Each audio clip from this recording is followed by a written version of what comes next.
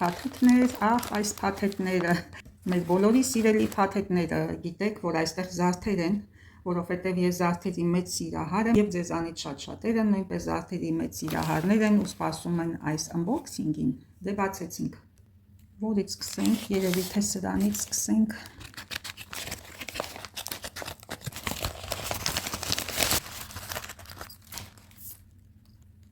Հապա նայեք ինչ գեղեցիկ բրոշ է, էմալապատ, կապույտ զանգակ ծաղիկը, սրանք երևի երիցուկներ են, բրոշը շատ հին է,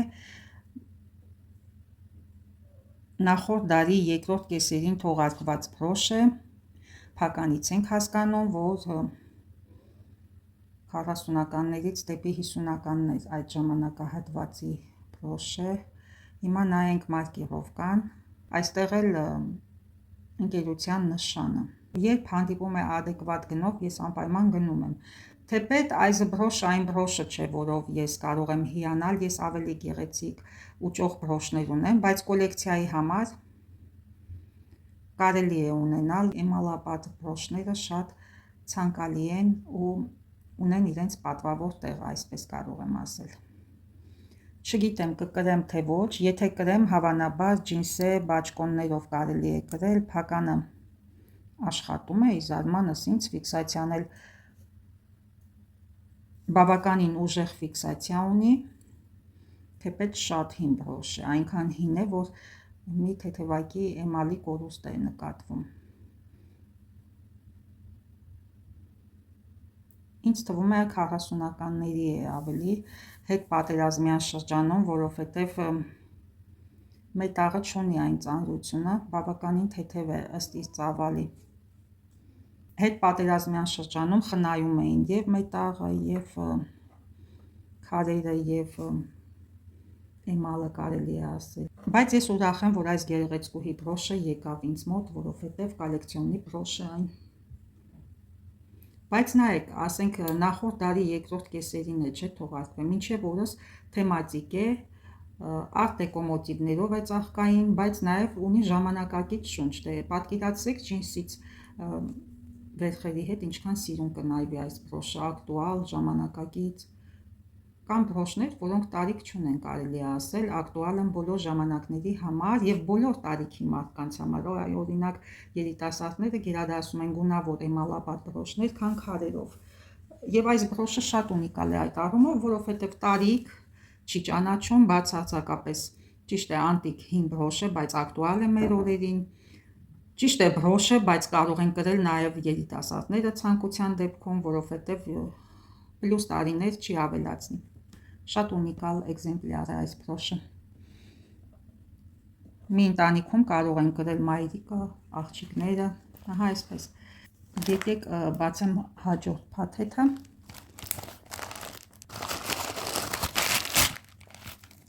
Օ, ինչ գեղեցիկ է փաթեթը, որ էլ անսպասելի էր։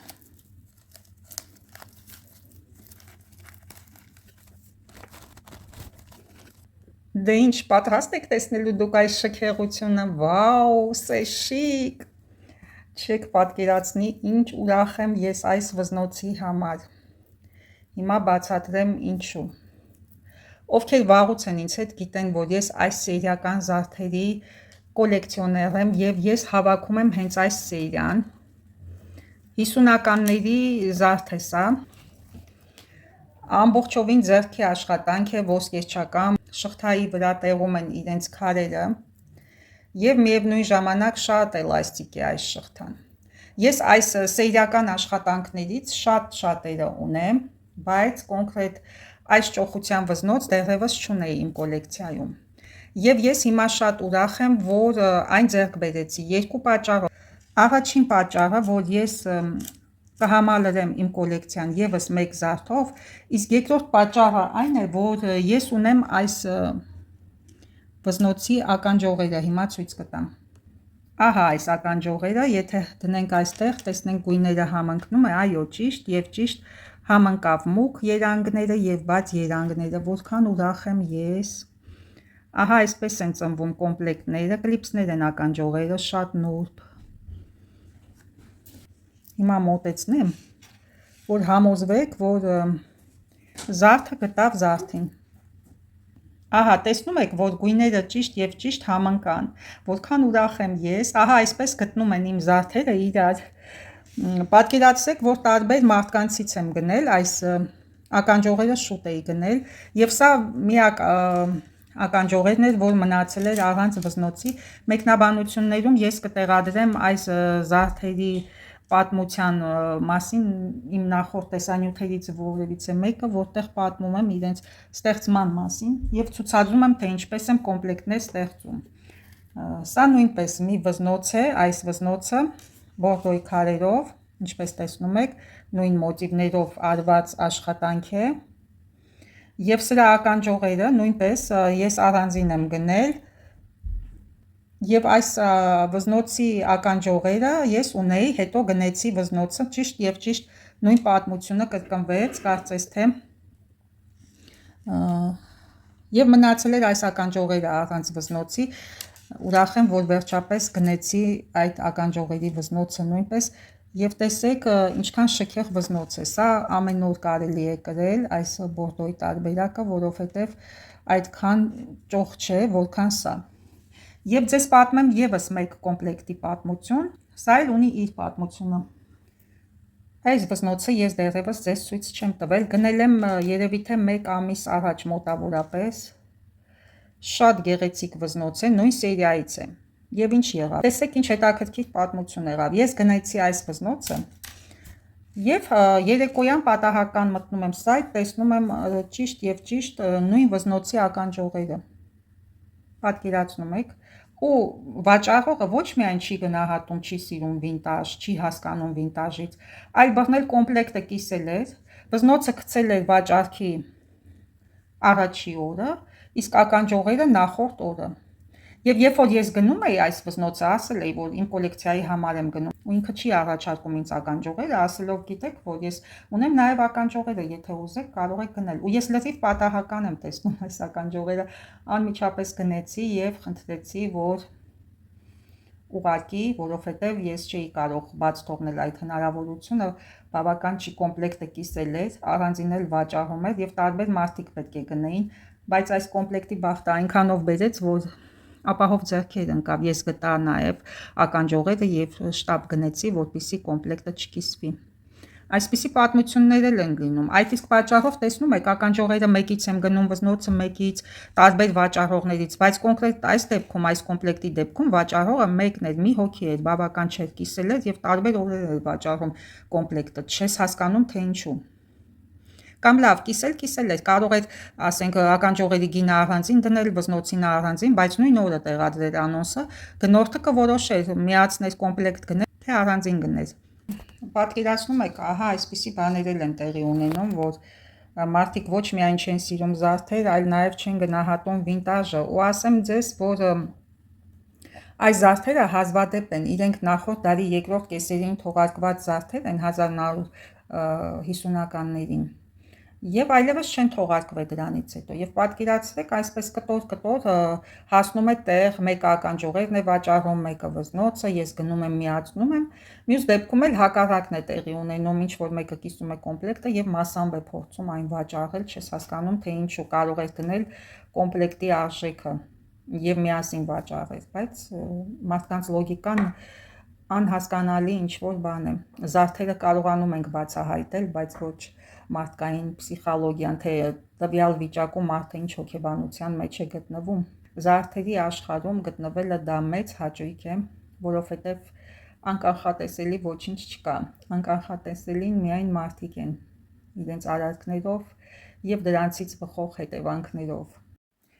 Մինչ պատրաստում էի ես այս տեսանյութը, այդ ժամանակահատվածում գնեցի եւս նմանատիպ մի քանի զարդեր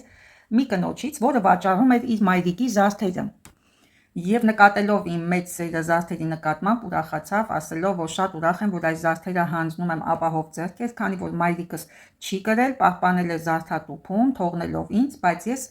զարդեր գրեթե չեմ կրում։ Եվ դա իրոք այդպես էր, ինքը ավելի բրուտալ ոճ ուներ, սպորտիվ, չեմ պատկերացնում անկեղծ ասած իրեն ուրիշ ոճի մեջ կամ այսպիսի զարդեր կրելուց, ամեն մարդ ինչևէ ունի իրավունք իր ոճը ընտրելու։ Ուզում եմ ասել, մի կին, որը գնել է այս զարդերը, փայփայել, սիրել, անգամ ափսոսել է կրել, փոխանցել է մի կնոջ, այսինքն իր աղջկան, մտածելով, որ նա արժանագույնս կկրի, բայց ինչպես տեսնում ենք, հակառակն է ստացվել։ Բայց այս պատմության մեջ կարևորը այն է, որ այս զարդերը հասավ հենց այն մարդուն, ով իսկապես սիրում է, գնահատում է, հավաքում է։ Դեռևս այս սեթից ես որևիցե զարդ չեմ կրել, քանի որ կոլեկցիայիս համար եմ միշտ հավաքել, բայց կոնկրետ այս կոմպլեկտը պատրաստվում եմ կրել, քանի որ այն իսկապես ինձ շատ դուր եկավ, նայեք, Aurora Borealis, AB ծածկույթ, այդ կարնավալային ապակի, այսպես են ասում, այս պերլամուտրային քարերին։ Հիմա կոչկեմ, նայենք, ահա այսպես, տեսեք ինչ շքեղ տեսք ունի, 16 սանտիմետր է երկարությունը այս թևնոցի, 16-ից 17, ինձ երկուսն էլ լինում է, և հիմա ականջողերը տեսեք, որքան գեղեցիկ է, պատկերացնում եք արևի լույսի տակ ինչքան կփայլի, սա սենյակում եմ ես նկարում, տեսեք հետևի հատվածը, ամբողջովին նոր, կարծես հենց նոր է դուրս եկել արտադրամասից, այնպես չէ, բայց 1950-ականների զարդ է, ուղղակի պահպանված է լավ վիճակում, զարդատուփում, տեսնում եք որքան կարևոր է պահպանման պայմանները, նախորդ տեսանյութում ես հենց այս մասին էի խոսում, և այս կոմպլեկտի հետ միաժամանակ գնեցի նաև այս բրոշը, նույնպես այդ կնոջն էր պատկանում, նույն ժամանակաշրջանի բրոշ է, 1950-ականներ, կրիստալներից ենք տեսնում, չափսերից, փոքրիկ է չափսեր, արդեն 1960-ականներից նոր սկսեցին արտադրվել ավելի մասիվ խոշոր չափսերի ոչ միայն բրոշներ, այլ նաև զարդեր։ Համեմատենք, այ օրինակ սա արդեն 1960-ականների բրոշ է, եթե նայում ենք, մոտիվները նույնն են, նույն կախազարդերն է օգտագործված, նույն դիզայնը, բայց փոխվել է չափսը։ Եկեք համեմատենք։ Եթե նկատեցիք, չափսը ահագին է փոփոխվել, արդեն 1960-ականներին արտադրվում էին զարդերը ավելի խոշոր չափսերի և այդ ժամանակ միաժամանակ արդեն ֆեշն աշխարհն գործեց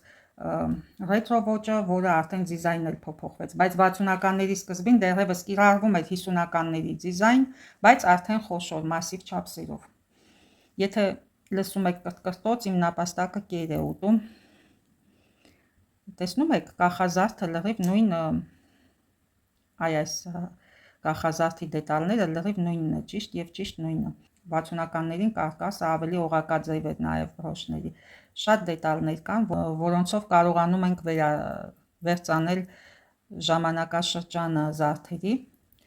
Ուրեմն այս զարդերը, սա և այս կոմպլեկտը 50-ականներ, իսկ սա 1960-ականներ։ Իսկ ինչու էին նախկինում զարդերը արվում ավելի փոքր չափսերի, եթե նկատեցիք, ականջողերն էլ են, չէ, բավականին փոքրիկ են, քանի որ մարդիկ ավելի փոքրամարմին էին, մարմնի հատվածները ավելի փոքրիկ էր,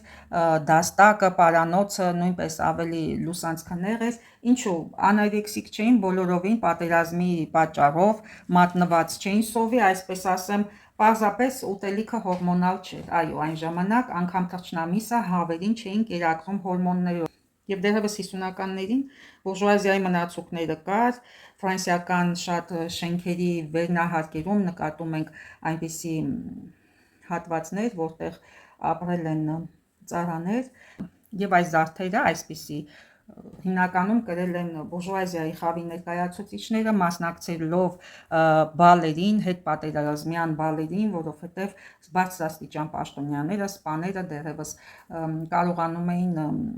պահել իրանց տներում աշխատողներ, այսպես կարող եմ ասել։ Հիմա էլ դա կա, պարզապես այն ժամանակ բոլորը չէին կարող դա իրենց թույլ տալ, այլ միայն մի որոշ հատված, վերնախավը, իսկ հիմա Ֆրանսիայում բոլորն էլ դա կարող են իրենց թույլ տալ ցանկության դեպքում ունենալ տանը օգնական, բայց այդ տարիներին միայն վերնախավը դա կարող էր անել, և նմանատիպ զարդեր գնում էին այդպիսի հայտնի ապահովված ընտանիքների տիկնայք ծառաները երբեք չեն կրել այսպիսի զարդեր, հիմնականում մաքսիմալ կարող էին ինչ-որ փայտե խաչ կրել, ինչ-որ կաշվե շնորհուկով, այդքանը, քանի որ այդ ժամանակ շատ թանկ էին այսպիսի կրիստալատոպիայով թանկարժեք ոսկեջրած մետաղներով զարդերը, քանի որ հաշվի էր առնվում նաև ձեռքի աշխատանքը, ձեռքի աշխատուժը, օգտագործված նյութերը, այդ բոլորը ներառնվում էր գնի մեջ, և բիժուտերիան հասանելի չէր հասարակ մարդկանց, ճոխ բիժուտերիայի մասին է խոսքը։ Խոսքս վերաբերվում է այսպիսի թանկարժեք զարդերի մասին, որ բոլորին հասանելի չէր։ Մի ուրիշ կնոջից վերջերս գնեցի նաև այս բզնոցը, որովհետև սա պատկանում է դարձյալ այս էպոխային 1950-ականներ։ Ահա, տեսնում եք, շղթայի վերջում էլ կա ինչ-որ կրիստալ էլի, որովհետև սանրվածքները բարձր է եղել, պարանոցը նույնպես պետք է զարդարված լիներ այդ բալերի ժամանակ, ուղիղ բարակ, պարանոց, մազերը հավաքված գեղեցիկ սանրվածքով եւ միաժամանակ ինչու էին այդ ժամանակվա փականները գեղեցիկ, որովհետեւ պարանոցի հետևի մասը նույնպես պետք է զարդարված լիներ։ Թատրոններ շատ են հաճախել, նստել են հետևի շարքի մարդիկ նույնպես պետք է տեսնեին այդ պարանոցի վրայի վզնոցի ենթադրենք փականը, որ գեղեցիկ լիներ, շատ նյուանսներ կա այդ ժամանակաշրջանի հետ կապված, որ կարելի է երկար խոսել կամ թեկուզ պատկերացնել, հավանաբար շատերը տեսել եք ֆիլմեր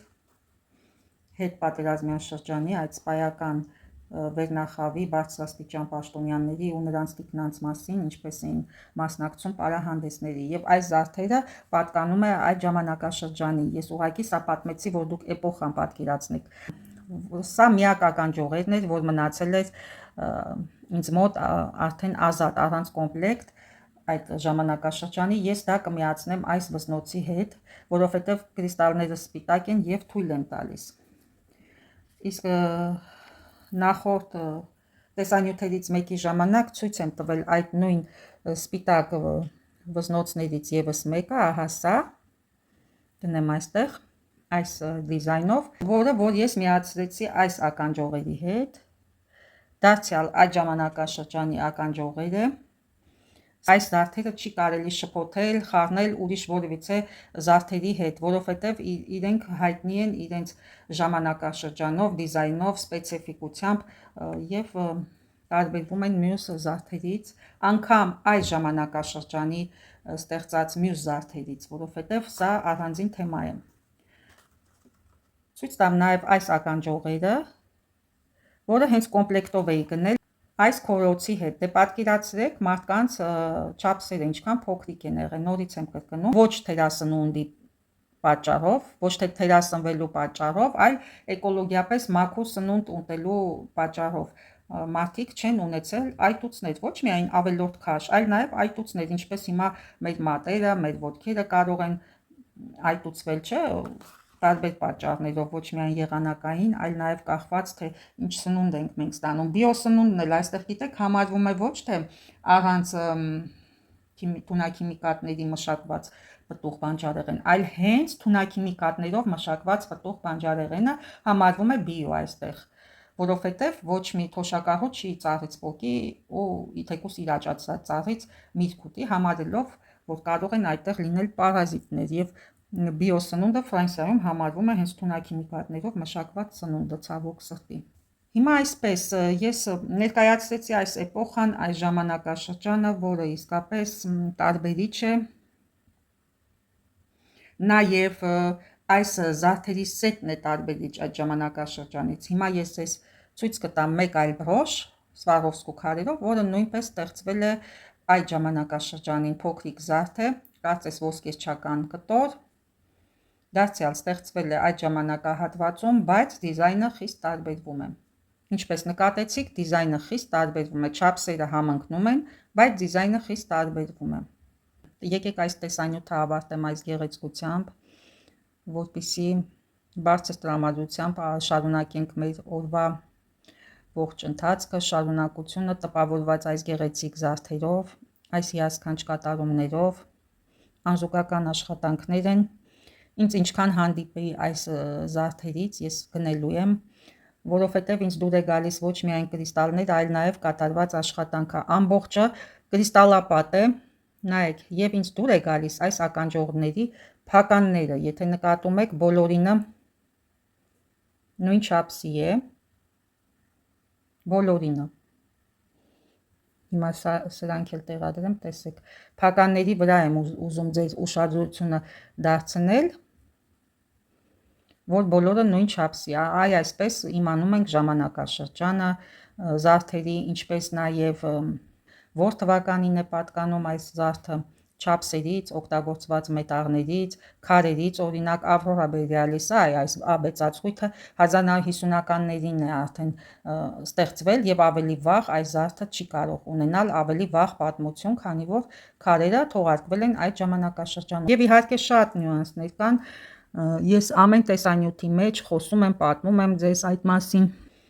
Ուզում եմ, որ դուք էլ շատ բաներ իմանաք, որովհետև հայկական աուդիտորիայում չկա այս ամենը, միայն ռուսական աուդիտորիայում այն էլ սեղմ, շատ հակիրճ ձևով են ներկայացնում, իսկ ես երկար ժամանակ է, որ հետաքրքրված եմ այս ամենով, իմ հոբին է կարելի է ասել, եւ ինձ կանգնեցնել չի լինի, որովհետև ես տարված եմ այս ամենով, ռուսերենով մի խոսք կա, увлечённость, տարված եմ այս ամենով եւ ինձ դուր է գալիս այս ամենը, այս գեղեցկությունը, այս զարդերը ոչ միայն գեղեցիկ են, այստեղ կա նաեւ արվեստ, պատմություն, մշակույթ, ամեն ինչ կա, եվրոպական մշակույթ։